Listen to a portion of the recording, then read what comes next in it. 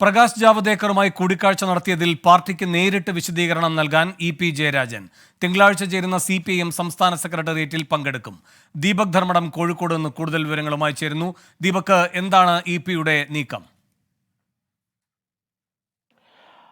ഇ.പി.യെ സംബന്ധിച്ചിടത്തോളം ഇത് കൃത്യമായി കോൺഗ്രസ് BJP നന്ദകുമാർ ഗൂഢാലോചനയാണ് എന്നത് തന്നെയാണ്. അതിന് ഒരു കൂട്ടം മാധ്യമങ്ങളും ഒപ്പം നിന്നു എന്നുള്ളതാണ് ഇ.പി.യുടെ നിലപാട്.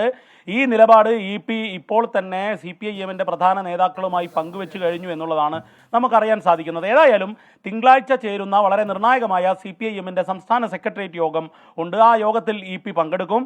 സ്വാഭാവികമായും ഈ വിഷയം ചർച്ച ചെയ്യും. പ്രത്യേകിച്ചും PB അംഗവും മുഖ്യമന്ത്രിയുമായ പിണറായി വിജയൻ തന്നെ ഇതിൽ നിലപാട് പറഞ്ഞു കഴിഞ്ഞു. നേരത്തെ MP ജയരാജൻ അതായിരുന്നു വിശദീകരിച്ചതും. അതായത് അതിൽ കൃത്യമായ നിലപാട് ഇതാണ്: രാവിലെ മുതൽ എഴുന്നേറ്റാൽ ആരെയെങ്കിലും വഞ്ചിക്കണം എന്ന നിലപാടെടുക്കുന്നവരുടെ സാന്നിധ്യത്തിൽ കാണേണ്ടിയിരുന്നില്ല. പക്ഷേ എന്നാൽ ഇ.പി. അതേ സമയത്ത് സൗഹൃദങ്ങൾക്ക് വലിയ രീതിയിൽ വില നൽകുന്ന ആളാണ് എന്ന് പറയുന്നു. എന്നാൽ ഇ.പി. ജാഗ്രത കാണിക്കേണ്ടതായിരുന്നു എന്നുള്ളതാണ്. ഇത് തന്നെയാണ് പാർട്ടിയുടെ നിലപാട്. PB അംഗവും മുഖ്യമന്ത്രിയുമായ പിണറായി വിജയൻ പറഞ്ഞതാണ് ഇ.പി. ജയരാജന്റെ കാര്യത്തിൽ. എന്നാൽ ഇ.പിക്ക് സ്വാഭാവികമായും സെക്രട്ടേറിയറ്റിൽ ഇതുമായി ബന്ധപ്പെട്ട് പറയാനുണ്ടാകും. പ്രത്യേകിച്ചും കേന്ദ്ര കമ്മിറ്റി അംഗങ്ങളും PB അംഗങ്ങളും പങ്കെടുക്കുന്ന തെരഞ്ഞെടുപ്പ് അവലോകന സെക്രട്ടേറിയറ്റ് യോഗമാണ്. അതിൽ കൃത്യമായി ഇ.പിയുടെ പക്ഷത്തു നിന്നും അറിയാൻ സാധിച്ചത് നന്ദകുമാർ കോൺഗ്രസിനും BJPക്കും വേണ്ടി ഇടനിലക്കാരനായി നിന്നുകൊണ്ട് പ്രവർത്തിക്കുന്ന ആളാണ് എന്നുള്ള നിലപാട് എടുക്കുന്നു എന്നുള്ളത് തന്നെയാണ്. നന്ദകുമാറുമായി വലിയ രീതിയിലുള്ള സൗഹൃദമൊന്നും ഇ.പിക്കില്ല എന്നുള്ളതും, എന്നാൽ അതേ സമയത്ത് സൗഹൃദം പരിചയമുണ്ട്. പക്ഷേ ഈ വിവാദങ്ങൾ തൊടുത്തുവിട്ടതിന് ശേഷം നന്ദകുമാർ ഡൽഹിയിലേക്ക് പോയി കളഞ്ഞു എന്നുള്ള നിലപാടായിരിക്കും ഇ.പി. സെക്രട്ടേറിയറ്റിൽ എടുക്കുക എന്നുള്ളതാണ് നമുക്കറിയാൻ സാധിച്ചത്. ഏതായാലും ഒരു കാര്യം ഇ.പിയുടെ ക്യാമ്പിൽ നിന്നും അറിയുന്നത് ഇങ്ങനെയാണ്: ഇ.പി. ഏതെങ്കിലും രീതിയിൽ BJPയിലേക്ക് പോകാനുള്ള ചർച്ചയിൽ പങ്കാളിയായിട്ടില്ല. മാത്രമല്ല അങ്ങനെ ഒരു വിദൂര ചിന്ത പോലും ഇ.പിക്കില്ല. പക്ഷേ തെരഞ്ഞെടുപ്പ് തലേന്ന് ഇത്തരത്തിലൊരു വിവാദം ഉണ്ടാക്കുന്നതിൽ ഒരു പക്ഷത്ത് കെ സുധാകരനും മറുഭാഗത്ത് ശോഭാ സുരേന്ദ്രനും പിന്നീട് അത് കെ സുരേന്ദ്രനും ഏറ്റെടുത്തു രാഷ്ട്രീയ നേതാക്കളിൽ.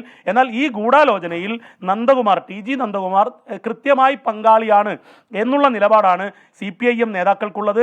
അതേ നിലപാട് തന്നെയാണ് ഇ.പിയും ആവർത്തിക്കുക എന്നുള്ളതാണ് നമുക്ക് CPIM കേന്ദ്രങ്ങളിൽ നിന്നും ഇ.പി. കേന്ദ്രങ്ങളിൽ നിന്നും അറിയാൻ സാധിച്ചത്. ഏതായാലും സെക്രട്ടേറിയറ്റ് യോഗത്തിൽ ഈ കാര്യത്തിൽ നേരിട്ട് കൃത്യമായ വിശദീകരണം ഇ.പി. നൽകുമെന്നുള്ളത് തന്നെയാണ്. മറ്റല്ലാതെ ഏതെങ്കിലും രീതിയിലൊരു നടപടിയിലേക്കൊന്നും ഇ.പിക്കെതിരെ കടക്കാനുള്ള ഒരു സാധ്യതയും വിദൂര സാധ്യത പോലും ഇല്ലെന്നുള്ളതാണ് CPIM കേന്ദ്രങ്ങളിൽ നിന്നും അറിയാൻ സാധിക്കുന്നത്. ഇതൊരു തെരഞ്ഞെടുപ്പ് ഗൂഢാലോചനയാണ്.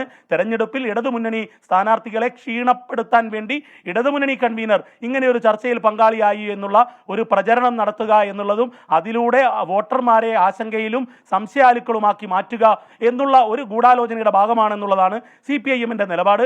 മാത്രമല്ല CPIM ഈ വിഷയം കൃത്യമായി പരിശോധിച്ചിട്ടുണ്ട്. സെക്രട്ടേറിയറ്റിൽ അതുമായി ബന്ധപ്പെട്ട് ചിലപ്പോൾ സംസ്ഥാന സെക്രട്ടറി തന്നെ ഒരു റിപ്പോർട്ട് വയ്ക്കാനുള്ള സാധ്യതയുമുണ്ടെന്നുള്ളതാണ് അറിയാൻ സാധിക്കുന്നത്. വേണു ബാലകൃഷ്ണൻ.